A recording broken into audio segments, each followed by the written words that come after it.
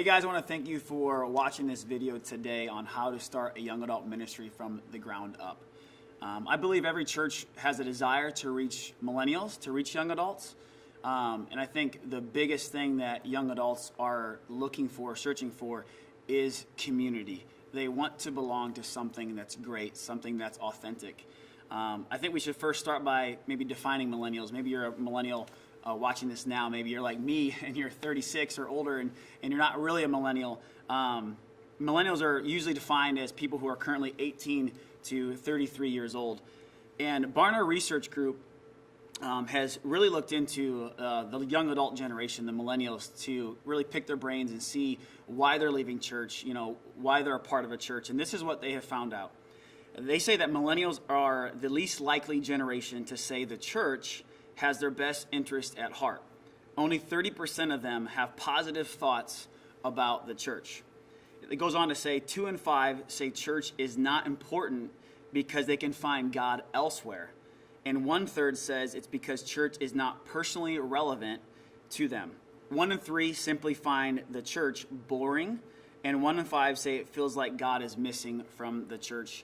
And here's the one that caught me the most. Only 8% say they don't attend church because it's out of date, undercutting the notion that all churches need to do to reach millennials is to make their worship cooler. This really spoke big time to me because being a little bit older, I grew up in a generation where people wore suits. It was very formal. And so when a churches started being more hip and dressing down and having lights and all the big stuff, it really attracted my generation when I was younger. But today, every church has that. Most churches, they're a lot cooler than they were, 10, 15 years ago. And so this is saying that young adults, millennials, they're not necessarily looking for a cool church. They don't care if it's out of date. They're looking for one, and this is the number one reason that millennials are leaving the church is because it's not relevant to them and because they don't think it's a valuable use of their time. And so when we look at millennials, when we look at young adults, we have to ask ourselves a couple things. Are we going to be relevant to them in our message, and is it a valuable use of their time? I don't think it really has anything to do with necessarily being cool. So the question today with this video is, how do we reach young adults? How do we start this ministry, or how do we maybe retune ours, refine ours as we go out to reach young adults? Here's some things I wrote down. Number one, start with a vision. You have to have a vision, a purpose on why you want to reach young adults. I would encourage you, go to your direct report. Maybe your direct report to your senior pastor. Maybe it's another ministry director. Go to them and say, what's the purpose behind this? What are we trying to accomplish? What's the reason that we're trying to reach young adults? Is it just to get them into church on the weekends? Are we trying to start their own service, kind of a subculture? What's the heart behind it? Because once you get that how or that why, then go to the how. So how are we going to accomplish this? If we want to have a young adult community that's plugged in on the weekends, how do we accomplish that? How do we get them there? If your vision, your heart is to have a very strong small group ministry with young adults, how do you do that? Well, obviously you need small groups, and how do you go after those leaders? And so I would encourage you to design a plan. Come up with a game plan on how you're going to accomplish this. And make sure with your lead pastor or your direct report that you have the win from them. Make sure you find out what does a win look like in their mind. That way you know that you're doing the right things to fulfill what they've maybe paid you to do, or fulfill what they've asked you to do even as a volunteer, so you know you're doing a great job. So design that plan to reach the destination. And the other thing is, I would encourage you to define the age group. I know young adults, it's very broad. Some people look to reach 20s and 30s, and that's fine if that's your heart. Some people just want to reach post-high school and that college age, so maybe 18 to 22, 23. Maybe you're like us, and we've kind of defined it as 18 to 29 is our young adult ministry. It doesn't mean if you're 30 or in your 30s you can't be a part. That's where I would try to pull them in to be a part of our volunteer base. But define that, because probably the number one question I get from parents who have young adults or millennials is, what's the age group? Where does this go? So define that as you're putting together the vision and formulating that plan on how you're going to reach young adults in your church. Second thing I would encourage you to do is to build a team. It's all about the team. You might be able to accomplish a lot. You might be a jack of all trades and a master of none. But really, without a team, you're only going to go so far, or you're going to just totally burn yourself out in trying to accomplish everything. Chris Hodges, who's probably the pastor of one of the maybe 5 largest churches in America, he always says teamwork makes the dream work. And it's so true. When my wife and I look back at some of our greatest times in ministry, it really wasn't because we were awesome or had our A game on. It was because we had a great team behind us, a great volunteer base helping us make it happen. And you don't need to say, well, I don't have any paid staff, or I'm not even paid. Man, get volunteers to be a part of what you're doing. And the great thing about young adults is a lot of them, they don't have to be out of the young adult age. You can just pull the volunteers right from that group. A lot of them want to be a part and help serve in their own ministry. And so pull them in, build that team to be a part of what you're doing. And then delegate. For me, I'm not very hip when it comes to social media. And so I've delegated to people who are more creative, people who can word things better, be more relevant to their age group, and so delegate those things. Delegate, the setting up and tearing down of maybe you have a service. Obviously, with the small groups, you can't lead all the small groups yourself, and so you got to get volunteers to lead those small groups as you build your young adult ministry. And then recruit. You have to go after people. Unfortunately, you can't just put it in the bulletin or in your worship guide and expect people to flock to you to be volunteers. You got to go after them. I would encourage you to be active on the weekends, going after young adults, it doesn't even matter, 30s, 40s, people in their 50s. If they have a heart for young adults, for that millennial generation, recruit them, bring them a part of the team, and then delegate things to them so you can accomplish more. That's the second thing, build a team. The third thing I'd encourage you to do is stick to the plan. Whatever your plan was at the beginning with the vision on how we're going to accomplish this, how we're going to start our young adult ministry, stick to it.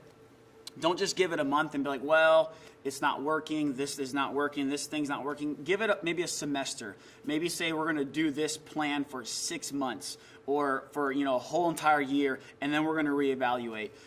Don't just give up quickly. That's one thing I learned, that we can't just make a change and be like, oh, well, it didn't work after a month, let's just change it again. No, stick to it, give it some consistency, and see where it goes from there.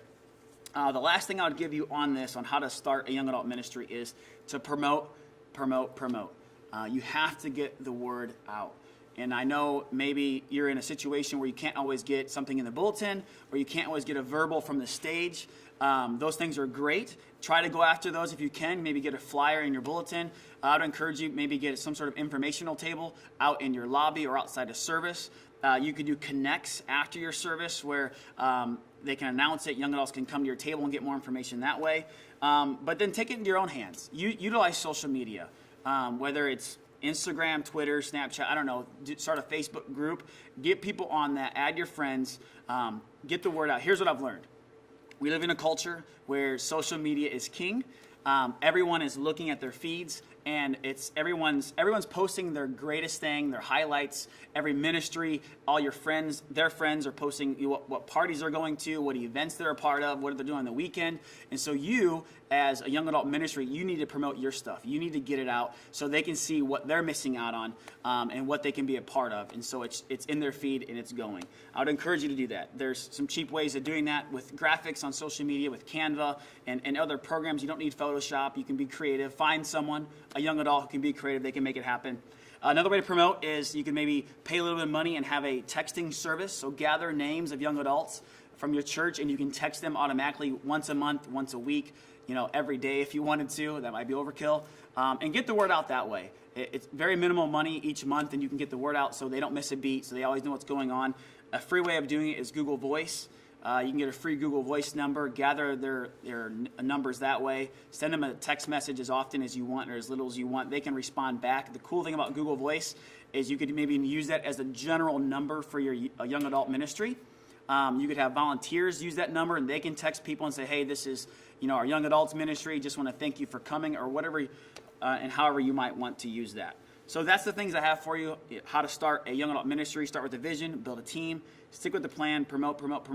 And before we close today, let me just give you our current structure. It's not the greatest structure. It's not the end-all, be-all of young adults. But hopefully you can pull some things from it, tweak it a little bit, add your own touch to it. The first thing that we do is we do a monthly gathering. We meet every first Thursday of the month for our service. And so it's a very basic service. When I first took over, I thought we're going to make this thing hype and it's going to be off the charts, and that might be great, but I felt like it wasn't working for us, and so we just stripped it down. It's just announcements, worship, and then a message, and then at times we have moments at the altar. Just a relevant message, a way for them to connect and worship. Worship's kind of open-ended a little bit. We have a little more freedom with that, but that's one thing that we do. And then one thing we always do after our service is we always have a time of community, a time to hang out. So we try to do something. Sometimes we spend some money. We have cold brew or have someone make cake pops for us at a very cheap cost. We've done cornhole tournaments. Just think of different ways that you can help build that community. That's really helped for us for them to stay and to hang out. But that service is only once a month, and we understand that's not enough for most young adults to be a part of a community. And so for us, our biggest emphasis right now is small groups. Those meet weekly for us. Most of those are co-ed.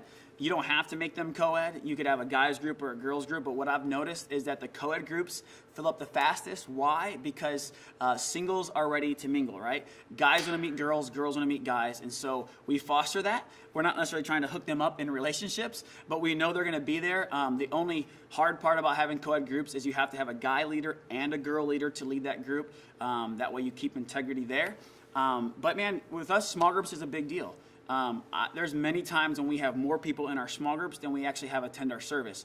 And as much as that it kills my pride, it's working. And my ultimate desire is to have community for our young adults. And I feel like through small groups, that's the best way to do it. And so I have to take a back seat a little bit and say, it's not all about my service. It's about small groups for us. And so small groups are a big deal. One observation I found with our small groups is I thought that people would come to our service and then I would filter them into our small groups, and that's happening, but we probably get more people that come to the small groups and then filter into our service from those small groups. Some people come to our small groups that aren't even a part of our church at all, which you might have a different opinion on that. I'm happy they're there, and my hope is that as they get connected and plugged in community, they'll eventually filter into the weekends and filter back into our service. Another thing that we do is off-campus events. Right now we do these about quarterly. They can range from things like Topgolf to sand volleyball somewhere to a hangout at someone's house to going bowling. Just be creative with that. We actually have a Christmas party coming up. We do a costume party. We do a Super Bowl party. Just ways for them to come, bring maybe their friends who don't know God or don't want to step into a church setting, just to make it not threatening. But look at different ways like that with off-campus events. And the last thing that we do is we have a thing called Section Community.